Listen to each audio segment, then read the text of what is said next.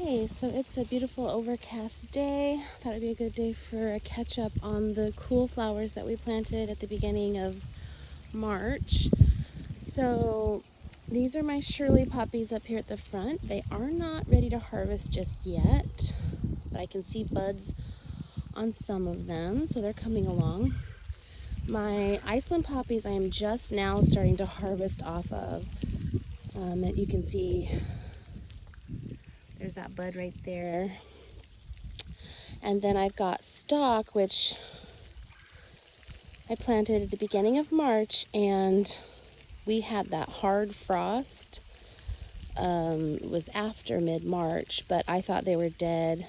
But they weren't. They really can handle cold. I think it got down to 25 degrees maybe when I put these in, and they are tall and beautiful. I do have shade cloth over them, remember, because they don't like the high heat of summer, and I want them all to bloom before it gets too hot. So I've got that shade cloth on them. These are the ranunculus that I planted out, that I actually started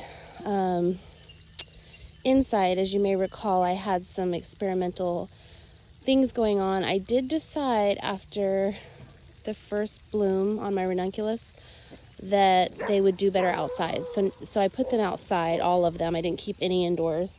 Okay, sorry, dog drama. Anyway, the ranunculus did die back pretty hard when that hard frost hit. And I thought even these ones up in here, they're just really sparse, are the ones that were furthest along when I planted them out. And so they suffered the most, but they didn't die. So that's something to think about. The reason to start them indoors is to get a jump start on the season. So I have decided that I'm not going to do that again next year. I'm just going to plant them out probably mid-February. I'll plant them out because the ones that I started later are actually further along than the ones I started sooner. So and I do believe it was because of that hard frost that we had pretty late in the season. We do have a frost after March 15th, but not like a really hard frost like we did this year. Okay, next we have anemone, and they are just now starting to be at a height where I can cut them. They start out really puny on scrawny stems. They're about 6 inches tall, and then they get really thick stems, and I have some I'm cutting that are up to probably 16 inches tall. They're a good height.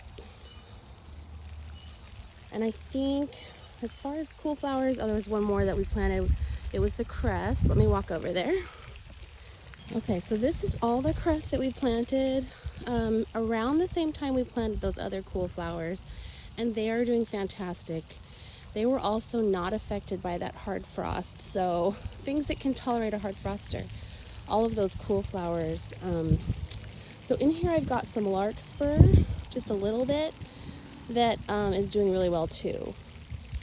So at the back end, okay, so this is green drops, the short growing stuff that isn't quite as far along, and it required more spacing. I don't know if you recall, but the green drops required a 12-inch spacing, so it took up quite a bit of space, and it is not near as far along as the other cress. And I'm kind of narrowing my decision making on the cress. I think next year, this is pennycress right here. This tall, beautiful white. It's really pretty. So I think I'll do pennycress next year. The other one that I love is the wrinkled crinkle that has an amazing texture on it. It's hard to describe, you just have to feel it, but it's like a soft, velvety texture.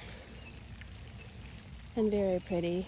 And then this one up here is pennycress. And I love pennycress, but it has a smell, you guys. I brought it into my house in some arrangements, and the smell was not too pleasant. So I'm thinking that I'm gonna grow the wrinkled crinkle next year, and the pennycress.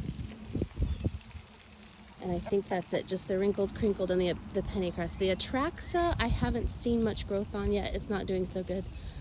So I'm gonna reconsider that one, but I'll keep you updated.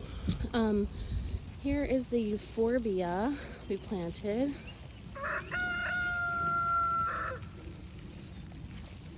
And as you can see, it is just starting to have something I can harvest right there.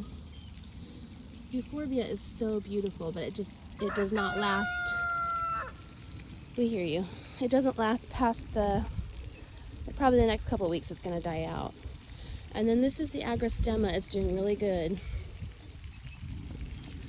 So I would say all in all, out of all the cool flowers that we planted back in the beginning of March, April, the only one that didn't survive the hard frost was Ageratum. So don't plant that as a cool flower if you're gonna plant Ageratum. I'm just gonna take you up here to see the sweet pea. The sweet pea suffered a setback from the hard frost as well. They died down pretty much to ground level, but they're coming up now, really good. I didn't have any that just completely died out, maybe a couple. And some are doing better than others. Some are still short and some are really tall. So I'm a little nervous about the sweet pea because they were a lot further along this same time last year. But again, that late hard frost really killed us. So I think with these, this is something I'm gonna direct seed next year, like beginning of February. That way they're a little more hardy if a frost comes along. And I think that does it for our cool flowers that we planted.